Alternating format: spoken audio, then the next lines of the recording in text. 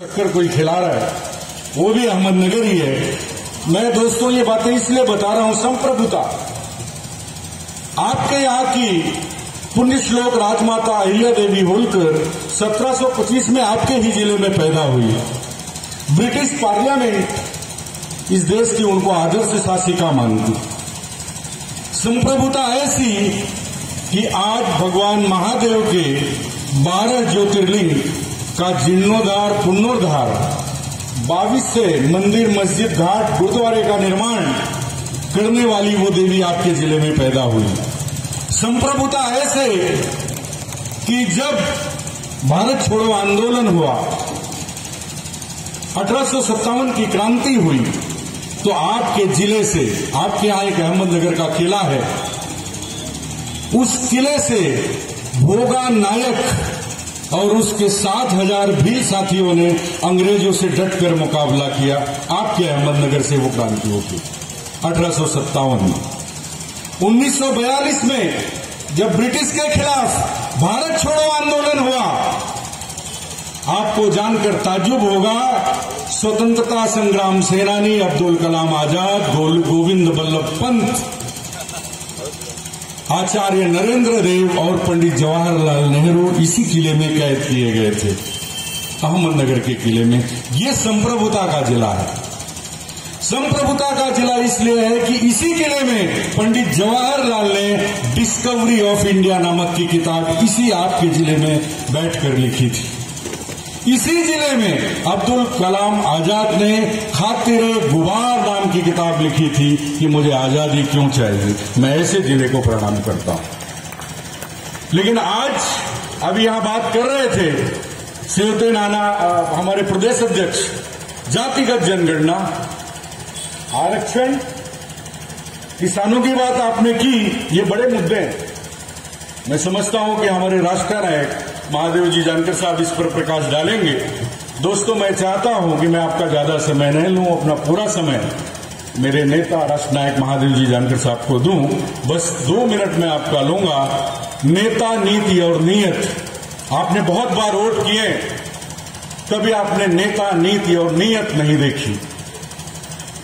उन राजनीतिज्ञों को जिनके खिलाफ हमारी लड़ाई है, उनका नाम लेने से हम उन्हें बड़ा कर रहे हैं। मैं इस मंच से गुजारिश करूंगा, उनका नाम लेने से हमें कोई फायदा नहीं। हमें हमारी बात रखनी होगी। हमारी बात क्या, वो जो राजनीति कर रहे हैं, आपके महाराष्ट्र की अगर आप बात करें, महाराष्ट्र में पार्टी बची कौन सी है जो राजनीति करेगी विचारों की?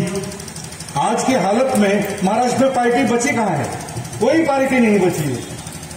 कोई दल है क्या आपके यहां राजनीति का? आपको अब पर्याय बन के आगे आना होगा। और मैं यहां के मतदार बंधुओं से निवेदन करूंगा, यहां ऊपर एक शब्द लिखा है, सत्य शोधन।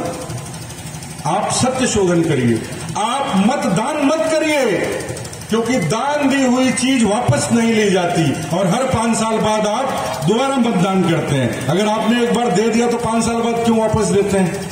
मतदान नहीं, हम मतधारक हैं। मत हमारा अधिकार है। जब आप मत देने जाते हैं तो आप सत्य शोधन करिए। क्या कहा जाता है आपके यहां महाराष्ट्र में कि एक परिवारवाद की राजनीति हो रही है। सबसे ज्यादा जो व्यक्ति इस महाराष्ट्र में परिवारवाद को गाली देता है, खुद वो परिवारवाद से आगे आया है। अगर उसके पिताजी एमएलसी नहीं होते, अगर उसकी चाची महाराष्ट्र की मंत्री नहीं होती, तो क्या 22 साल में वो महाराष्ट्र में नगर सेवक बन जाता? क्या यहां जो लोग बैठे, मैं समझता हूं 40 साल से कम कोई नहीं है। मतदारक जो लोग मतदान देते हैं, आप विचार करिए कि क्या आप 22 साल में नगर सेवक बने क्या आपके महाराष्ट्र में? अगर आपके पिताजी एमएलसी ना हो और आपकी चाची मिनिस्टर ना हो, सबसे ज्यादा वो व्यक्ति बात करता है। ये भ्रम की राजनीति है, इससे बाहर निकलिए, अपने अधिकार समझिए। आपके अधिकार क्या है? राष्ट्रीय समाज पार्टी जन स्वराज यात्रा की यहां बात की हमारे प्रदेश अध्यक्ष ने।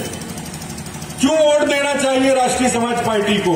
मैं उत्तर प्रदेश से आपके बीच आया हूं, ये आपसे गुजारिश कर दें कि क्यों आप मेरी पार्टी को वोट देंगे, क्यों आप हमारे नेता का सहयोग करिए। नेता एक ऐसा नेता जो आज से 35 साल पहले, लगभग 30-35 साल पहले इंजीनियर हो गया, जिसने उपेक्षित समाज को अपेक्षित न्याय दिलाने के लिए कसम खाई कि मैं आज से घर नहीं जाऊंगा, वो आपके सातारा में पैदा हुए, वो आपके महाराष्ट्र के सातारा में पैदा हुए। उस नेता का साथ दीजिए। वैसा नेता अगर कोई हो तो मुझे भी आप बताना, जो इंजीनियर हो, गोल्ड मेडलिस्ट इंजीनियर हो, 32-35 साल से घर ना गया हो, जिसने शादी विवाह ना किया हो, जिसका आज भी खुद का रहने का कोई आशियाना ना हो। ऐसे नेता के लिए मैं आज उत्तर प्रदेश से आपके बीच वोट मांगने आया हूं। क्यों मांग रहा हूं वोट? क्योंकि वो नेता कहता है, आज ये जो लोग हैं, जो पार्टियां हैं, ये सभी पार्टियां क्या कहती है आपसे? 5 किलो राशन ले लो, शासन मत मांगो। जानकर साहब ये कहते हैं कि मुझे नहीं चाहिए तुम्हारा 5 किलो राशन, मुझे मेरा शासन दे दो। Damn your good government and development, we want our own government. हमको हमारा शासन चाहिए, स्वराज चाहिए। स्वराज आने से क्या होगा? मैं आपको 2 मिनट आपका लूंगा। स्वराज आने से ये होगा, इस देश में एक देश एक टैक्स की बात करती है सरकार, एक देश एक विधान की बात करती है, एक संविधान की बात करती है, लेकिन अमीर और गरीब के बच्चे को एक समान शिक्षा की बात ये सरकारें नहीं करती। 75 सालों में नहीं किया इन सरकारों ने। राष्ट्रीय समाज पार्टी को अगर आप वोट देंगे, अगर आप सत्ता में लाएंगे, तो एक देश एक विधान एक संविधान, सबको शिक्षा एक समान, मंत्री का बेटा और आपके यहां रिक्शा चलाने वाला, रेहड़ी चलाने वाला, रेहड़ी पटरी पे काम करने वाले का बेटा एक ही किताब पढ़ेगा। हाँ, सुशील गरीब आदमी है, मेरा बेटा जमीन पर बैठ के पढ़ेगा। आपके विधायक, आमदार, मंत्री, खासदार का बेटा एसी के कमरे में गद्दे पर बैठ के पढ़ेगा, लेकिन दोनों किताब एक पढ़ेंगे। एक समान शिक्षा होगी और मुफ्त शिक्षा होगी। यह राष्ट्रीय समाज पार्टी का आप मतदारकों को एक विनम्र अनुरोध है कि हमारा आपसे वादा है। ये वादा इसलिए है कि जन स्वराज इसलिए कि महाराष्ट्र में प्रस्थापितों की तो सरकार है। आपके 288 एमएलए हैं, 288 एमएलए में लगभग 200 एमएलए ऐसे हैं जिनके दादा मंत्री थे, जिनके पिता खासदार हैं, उन्हीं का बेटा एमएलए और खासदार है आपके महाराष्ट्र में। कैसे आएगा जनता का राज? उस बच्चे को, उस एमएलए और खासदार को पता ही नहीं है कि गरीबी होती कैसे है। कैसे आपके बारे में वो सोचेगा? बाकी बातें मैं समझता हूं, समय में ज्यादा नहीं लूंगा, लेकिन मैं आप सबसे गुजारिश करूंगा, सोचिएगा। कुछ नहीं चाहिए हमें, मुफ्त में कुछ मत दीजिए। आप मुफ्त में शिक्षा दे दीजिए, बराबर शिक्षा मुफ्त में दे दीजिए। मैं आपको वादा करता हूं, ये प्रस्थापित चंद मिनटों में उड़ जाएंगे, क्योंकि इनकी अगली नस्ल खराब हो जाएगी। ये मैगी खाने वाले लोग, ये डल्लब के गद्दे पर सोने वाले लोग, ये क्या जाने मेहनत और मजदूरी। अगर बराबर शिक्षा मिलेगी तो मेरा बेटा कलेक्टर उनसे पहले बनेगा, मेरा बेटा इंजीनियर उनसे पहले बनेगा, मेरा बेटा गरीब का बेटा डॉक्टर पहले बनेगा, उनका बेटा नहीं बनेगा, क्योंकि वो मेहनत 3 पीढ़ियों से नहीं कर रहे हैं। ऐसी प्रस्थापितों की सत्ता को उखाड़ फेंकने के लिए आप राष्ट्रीय समाज पार्टी को अपना मत दीजिए, मत धारक बनिए, मत अधिकार का प्रयोग करिए। क्योंकि जानकर साहब की किताब है बदल आमी घडविनार।